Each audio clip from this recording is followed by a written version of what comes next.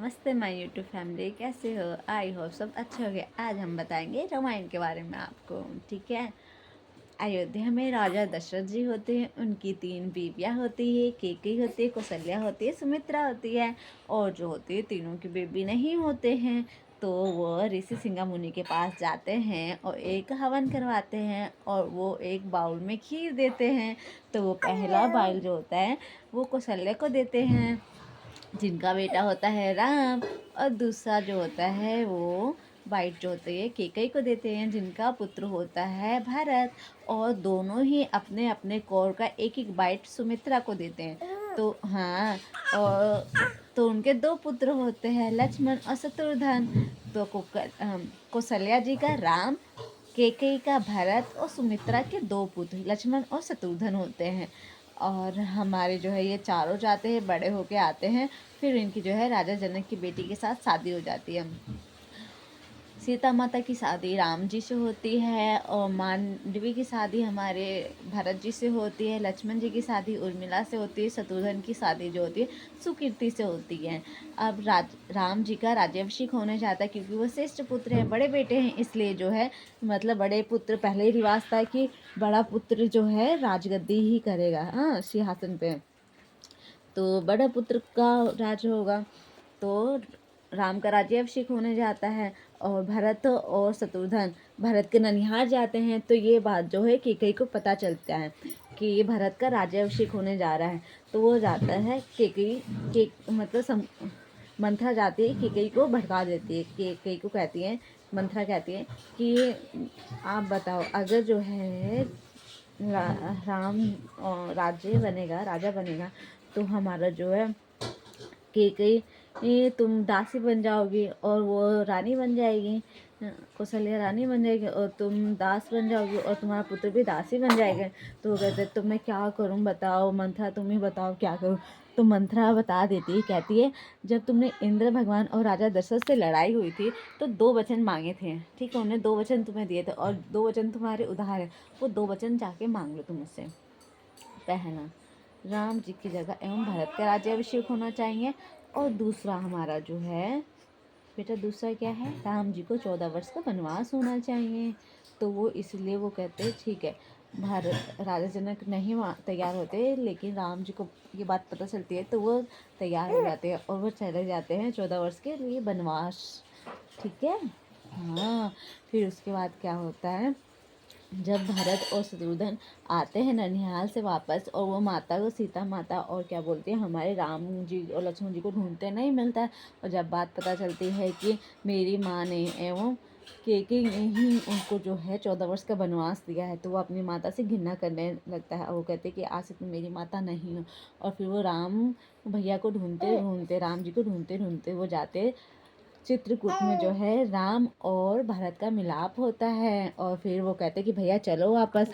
तो राम जी कहते हैं कि नहीं, मैं नहीं जाऊंगा, आप क्या करो 14 वर्ष। तो कहते हैं कि तुम नहीं जाओगे तो मैं भी यहीं पे रहूंगा। तो राम जी कहते हैं ठीक है, आप 14 वर्ष के लिए मेरा गद्दी देखो और 14 वर्ष के बाद मैं आऊँगा तो मेरी गद्दी वापस दे देना, मेरा राज्य वापस दे देना। तो भरत कहता है ठीक है, अगर आप एक दिन भी लेट हुए तो मैं अपना प्राण जो त्याग दूंगा, मैं जो है मर जाऊंगा। हाँ, तो राम जी कहते ठीक है, मैं एक दिन में लेट नहीं होऊंगा। तो वो वन में जाते हैं और 12 वर्ष हो जाने के बाद सुपनेखा आती है। वो राम जी को देख के इतनी मोहित हो जाती है, उससे शादी करना चाहती है। लेकिन राम जी कहते हैं मैं तो शादीशुदा हूँ, मेरी वाइफ ये रही, मेरी वाइफ सीता है। तो वो फिर लक्ष्मण जी लकड़ी काट के लेके आते हैं खाना बनाने के लिए। वो लक्ष्मण जी को भी देख के मोहित हो जाते हैं। तो कहते हैं ये कौन है? तो राम जी कहते हैं ये मेरा छोटा भाई है। तो कहते हैं ये शादीशुदा है। तो राम जी कहते हैं जाओ आप ही खुद पूछ लो उनसे। तो वो जाती है, पूछती है सुपनेखा, कहते मैं आपसे विवाह करना चाहती हूँ।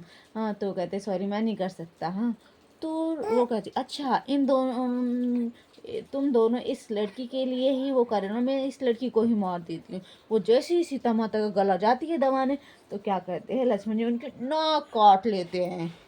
हाँ, फिर जाती है सुपनेखा अपने भाई से बोलती है कि रावण भैया, मैंने आपके लिए एक सुंदर कन्या देखी थी, सोचा था आपको भेंट करने को, लेकिन 2 वनवासी मेरा नाक काट दिए। और तब वो खर को भेजती है, खर को भी वो राम लक्ष्मण मार के गिरा देते हैं। फिर क्या करते हैं, खुद रावण साधु के भेष में, और हिरण को किसको बनाता है, मार्ची को बना के लेके आता है। मार्ची कहता है नहीं मैं नहीं जाऊँगा। वो कहते हैं अगर तुम हिरण नहीं बनोगे मैं तुम्हें मार दूंगा। तो वो कहता है, मार्ची कहता है तुम्हारे हाथ से मरने से अच्छा है कि मैं प्रभु राम के हाथों से मरूं। हाँ, तो वो हिरण बन के जाता है, और फिर उसको देख के सीता माता बहुत ही मोहित हो जाती है। सीता माता कहती है मुझे जो है ये हिरण चाहिए। हिरण, उसके जो वो होते हैं सिंह, वो बहुत ही सुनहरे होते हैं। हाँ हाँ, मोहित हो जाती है। वो कहते हैं मुझे मुझे ये हिरण चाहिए। लक्ष्मण जी कहते हुए कि ये मायावी हिरण लग रहा है।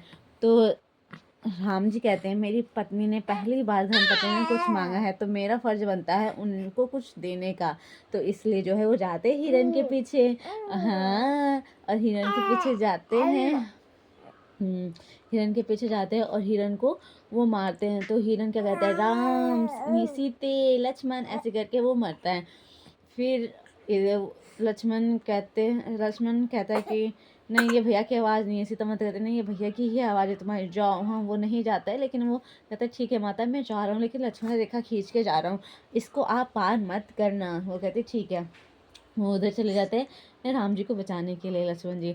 और फिर यहाँ पे साधु के भेष में रावण आ जाता है, कहता है भिक्षाम दे माता भिक्षाम दे। तो वो जैसे ही वो कहते ठीक है बाबा मैं लेके आती हूँ। वो सोचते कुटिया को अंदर जाने को नहीं जा पाता है। तो वो कहती है, फिर वो कुछ कह के साधु बोलता है कि बाहर आके दो। वो कहते नहीं मैं नहीं जा सकती क्योंकि मेरे जो है देवर ने लक्ष्मण रेखा खींची है। तो वो कहता है कि हाँ तुम्हारे पति हिरण को पकड़ने गए हैं और हिरण तुम्हारे पति को मार दिया है। हाँ, और तुम्हारा देवर जो है उन्हें बचाने गया है। ये बात सुन के सीता माता जो है वापस मतलब उसको देने चली जाती है, भिक्षा देने जाती है। फिर रावण उसे पकड़ के कहता है कि मैं साधु नहीं, मैं साधु नहीं हूँ, नहीं मैं साधु नहीं हूँ, मैं क्या कहते मैं साधु नहीं हूँ, मैं कहते कि मैं साधु नहीं हूँ, मैं रावण हूँ। रावण, और उसे पकड़ के ले जाते हैं, पकड़ कर ले जाते हैं।